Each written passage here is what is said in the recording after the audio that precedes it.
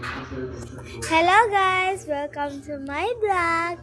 So now we were gonna sing the famous song now. The title is All the Provinces in the Philippines.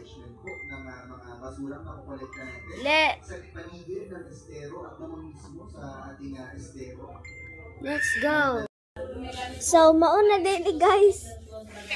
Let me ask you, how many provinces in Canada? 10. Okay, how many provinces in China?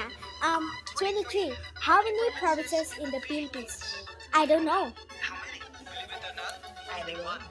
Kalinga, Aurora, Laguna, Maguindanao, Ipodoro, Isabela, Aklan, Inisip, Sululiran, Liti, Cagayan, Bulacan, Palawan, Batanes, Batangas, Bohol, Guimaras, Agusan del Norte, Agusan del Sur, Cabis, Cavite, Bataan, Masbate, Ilocos Norte, Ilocos, Tarlac, Cavite, Cebu, Sarangani, Camarines Norte, Sorsogon, Campos Valley, Quezon Valley, Quezon Sur, and Bukidnon, Banga Cebu, Bay, Edwin Sur, Cambodia, Bungay, Norte, Bis Pampanga, Nueva Ecija, Nueva Vizcaya, and Cavite.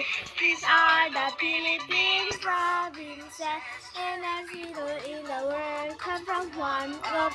Mabuhay, these are the Philippine provinces, in our 7,107 islands. Nagkauna ka dong? That's all for today's video now, guys.